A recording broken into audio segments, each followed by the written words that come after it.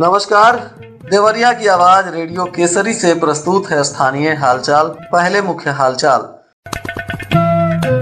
DM ने धान क्रय केंद्र का किया निरीक्षण। मान्यता प्राप्त विद्यालयों में निःशुल्क नामांकन को लेकर तिथि की गई जारी। इजराइल में श्रमिकों की आवश्यकता है, इच्छुक व्यक्ति कर सकते हैं आवेदन। सीडीओ ने आंगनबाड़ी केंद्र का किया निरीक्षण और 1 जनवरी से किया जाएगा किसानों में बीज का वितरण।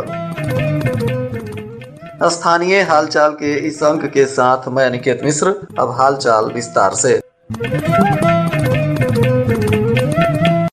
देवरिया के जिलाधिकारी अखंड प्रताप सिंह ने विभिन्न धान क्रय केंद्रों का निरीक्षण कर खरीद की गति तेज करने का निर्देश दिया। उन्होंने कहा कि किसानों को धान क्रय केंद्र पर आने के लिए प्रोत्साहित किया जाए, छोटे किसानों को प्राथमिकता दी जाए एवं केंद्र पर विक्रय करने आए किसानों का धान प्राथमिकता के आधार पर खरीदा जाए। जिलाधिकारी ने सोहनी फार्म क्रय एजेंसी उत्तर प्रदेश सहकारी संघ के द्वारा संचालित धान क्रय केंद्र का भी निरीक्षण कर समय तक खरीद वर्ष 2023-24 में उक्त केंद्र के द्वारा 37 किसानों से 1831 क्विंटल से अधिक धान खरीदा जा चुका है। डीएम ने क्रय से संबंधित अभिलेखों की गहन पड़ताल की। अभिलेखों का रखरखाव एवं अंकन नियमानुसार नहीं मिलने पर डीएम ने गहरी नाराजगी जताई तथा क्रय केंद्र प्रभारी को कड़ी फटकार लगाई।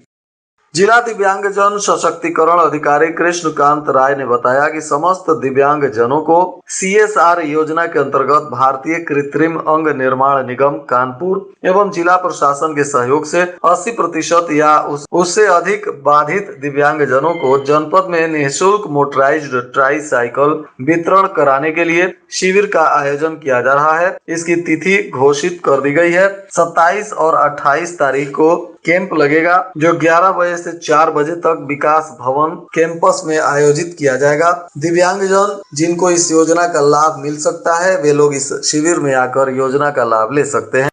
जिला बेसिक शिक्षा अधिकारी शालिनी श्रीवास्तव ने बताया कि महानिदेशक स्कूल शिक्षा उत्तर प्रदेश के निर्देशानुसार निःशुल्क एवं अनिवार्य बाल शिक्षा अधिकार अधिनियम 2009 की धारा 12(1) ग के अंतर्गत अलाभित समूह एवं दुर्लभ वर्ग के बच्चों को गैर सहायतित मान्यता प्राप्त विद्यालयों में कक्षा 1 और पूर्व प्राथमिक कक्षा में प्रवेश हेतु ऑनलाइन आवेदन एवं लॉटरी हेतु प्रक्रिया प्रारंभ करने के लिए प्रथम, द्वितीय और तृतीय तथा चतुर्थ चरण से संबंधित कार्य तिथियां निर्धारित की गई हैं। प्रथम चरण के आवेदन की तिथि 20 जनवरी से 18 फरवरी तक है, तो वहीं इसका सत्यापन 19 फरवरी से 25 फरवरी तक होगा। लॉटरी निकालने की तिथि 26 फरवरी तथा जिला बेसिक शिक्षा अधिकारी के द्वारा विद्यालयों में प्रवेश कराए जाने की तिथि 6 मार्च निर्धारित की गई है। इसी प्रकार द्वितीय चरण का 1 मार्च से 30 मार्च तक आवेदन होगा। 1 अप्रैल से 7 अप्रैल तक लॉटरी निकालने की तिथि है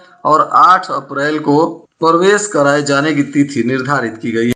और तृतीय चरण का आवेदन 15 अप्रैल से शुरू होगा जो 8 मई तक चलेगा। इसमें 9 मई से 15 मई तक सत्यापन होगा और 16 मई को लॉटरी निकालने की तिथि है। 23 मई को प्रवेश कराए जाने की तिथि निर्धारित की गई है। चतुर्थ चरण के लिए 1 जून से 20 जून तक आवेदन होगा और 21 जून से 27 जून तक सत्यापन होगा, तो वहीं लॉटरी 28 जून को निकलेगी और 7 जुलाई को प्रवेश की तिथि निर्धारित की गई है।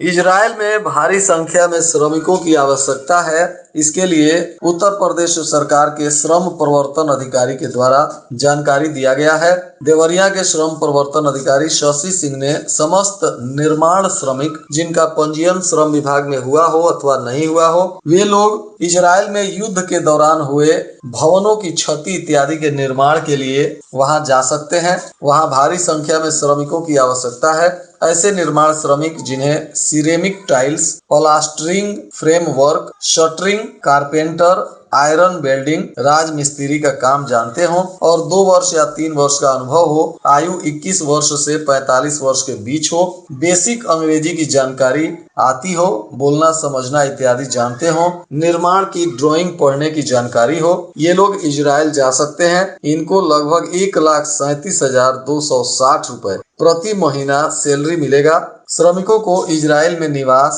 रोजगार देने के लिए कौशल विकास एवं उद्यमिता मंत्रालय भारत सरकार के अधीन कार्यरत एजेंसी NSDC इंटरनेशनल और इजराइल सरकार के अधीन कार्यरत एजेंसी PIBA के द्वारा करार किया गया है। इच्छुक पात्र अभ्यर्थी द्वारा आवेदन करने पर संपूर्ण सूचना NSDC के माध्यम से PIBA को उपलब्ध कराई जाएगी। इच्छुक व्यक्ति श्रम विभाग के कार्यालय में भी अपना आवेदन दे सकते हैं। मुख्य विकास अधिकारी प्रत्युष पांडे ने विकासखंड रामपुर कारखाना के ग्राम पंचायत गुद्दी जोर एवं ग्राम पंचायत मुजहना लाला में नवनिर्मित आंगनवाड़ी भवनों का निरीक्षण किया। शासन के द्वारा निर्धारित 18 पैरामीटरों पर आंगनवाड़ी भवनों को संतृप्त करने के लिए ग्राम प्रधान एवं सचिव को आवश्यक दिशा निर्देश दिया गया। जिला उद्यान अधिकारी ने बताया कि उद्यान विभाग की लाभार्थी परक योजनाओं के अंतर्गत वित्तीय वर्ष 2023-24 में चयनित कृषकों को स्टॉल लगाकर बीज वितरण शेड्यूल के अंतर्गत जनपद में 1 जनवरी की तिथि निर्धारित की गई है। राष्ट्रीय कृषि विकास योजना एवं अनुसूचित जाति जनजाति कृषकों को औद्यानिक विकास योजना के अंतर्गत पंजीकृत कृषकों को भी बीज प्राप्त करने के लिए 1 जनवरी को राजकीय पौधशाला भुजौली परिसर में हाफेड के द्वारा इंपेंडल कंपनियों के प्रतिनिधियों के द्वारा स्टॉल लगाकर फूल, साग, भाजी, मसाला, बीजों का वितरण किया जाएगा। कृषक को खतौनी, आधार कार्ड, बैंक पासबुक की छाया प्रति के साथ पंजीकरण कराकर पंजीकरण की प्राप्ति रसीद और आधार कार्ड बीज प्राप्त करते समय साथ में लाना आवश्यक है। भाटपार रानी में बाइक की टक्कर से एक बुजुर्ग की मौत हो गई। सड़क पर पैदल जाते समय यह हादसा हो गया, जिसमें भाटपार रानी थाना क्षेत्र के भेड़ा पाकड़ गांव के रहने वाले 65 वर्षीय राजदेव गुप्ता की मौत हो गई। वहीं घटना के बाद मृतक के परिजनों का रो रो कर बुरा हाल है। पुलिस ने शव को कब्जे में लेकर पोस्टमार्टम कराने के बाद परिजनों को सौंप दिया है। बताया जा रहा है कि बाइक पर सवार 3 युवकों ने टक्कर मार दी। बाइक पर सवार युवकों ने हेलमेट भी नहीं पहना था। टक्कर लगने के बाद राजदेव गुप्ता बेहोश हो गए। स्थानीय लोग उन्हें अस्पताल पहुंचाए, परंतु तब तक उनकी मौत हो गई थी। इधर चनुकी में 1 सप्ताह पहले एक नाबालिग लड़की को बहला फुसलाकर भगा ले जाने के मामले में पुलिस ने पिता की तहरीर पर 3 लोगों के खिलाफ अपहरण का केस दर्ज किया है। लार थाना क्षेत्र के गांव की नाबालिग युवती को भगाने का यह मामला सामने आया है, जिसमें यह कार्रवाई की जा रही है। लड़की के पिता ने इसमें नामजद तहरीर देकर न्याय की गुहार लगाई है। पुलिस अब इस मामले में केस दर्ज करने के बाद अनुसंधान में जुट गई है। लार थाना क्षेत्र के कई गांवों में हुई चोरी की घटना के बाद ग्रामीण सतर्क हो गए हैं। बताया जा रहा है कि हरखौली में घुसे एक संदिग्धों से जब ग्रामीणों ने परिचय जानने का प्रयास किया तो वह भाग खड़ा हुआ, जिसके बाद उसका दूसरा साथी सड़क पर बाइक लेकर खड़ा था। गांव के लोगों ने पकड़ने के लिए दौड़ाया तो दोनों बाइक पर बैठकर भागने लगे। बताया जा रहा है कि एक युवक ने गाँव में प्रवेश किया। वह गाँव में राकेश पंडित के दरवाजे पर पहुंचा था। बरामदे में 2 महिलाएं बैठकर बात कर रही थी। संदिग्ध युवक के पास एक प्लास्टिक के थैले में 5-6 साड़ियां थी। उन्होंने कहा कि मैं कानपुर से आया हूं, इतनी ही साड़ियां बची हैं, हमें पैसे की जरूरत है, 500 रुपए दे दीजिए तो साड़ी दे देंगे। इसी को लेकर जब पूछताछ शुरू हुआ तो ये लोग भागने लगे। एक विधवा की उसके ससुराल वालों की ओर से पिटाई करने और धमकी देने के मामले में पुलिस ने केस दर्ज कर अनुसंधान शुरू कर दिया है। महिला की तहरीर पर कोतवाली पुलिस ने विधवा के ससुर, सास और ननद पर केस दर्ज किया है। बताया जा रहा है कि बढ़वा पूर्वा गांव निवासी सुमन देवी के पति राजू प्रजापति की 4 साल पहले मौत हो गई थी। अब सुमन देवी के परिवारजन उसे काफी परेशान कर रहे हैं, मारपीट कर रहे हैं, जिसके बाद सुमन देवी ने पुलिस को तहरीर देकर न्याय की गुहार लगाई है। पुलिस ने उसके ससुर राम प्रताप और सास बिमलावती देवी तथा ननद सीमा देवी पर मामला दर्ज कर जांच पड़ताल शुरू कर दिया है। एकौना थाना क्षेत्र के सचौली पटवनिया गांव में एक भूमि विवाद को लेकर पैमाइश के दौरान बवाल हो गया, जिसमें एक पक्ष ने ग्राम प्रधान और उनके बेटे की जमकर पिटाई कर दी। मौके पर हंगामा होता देख पैमाइश करने आई टीम भाग गई। वहीं घटना में प्रधान और उनके बेटे की पिटाई से नाराज प्रधान संघ ने आरोपियों पर कार्रवाई नहीं होने की दिशा में आंदोलन करने की चेतावनी दी है। यह मामला सचौली पटवनिया गाँव का बताया जा रहा है, जहाँ प्रधान गोरख पासवान अपने परिवार के साथ मौजूद थे और मापी के दौरान मारपीट हो गई, जिसमें उनको और उनके बेटे को मारपीट कर घायल कर दिया गया।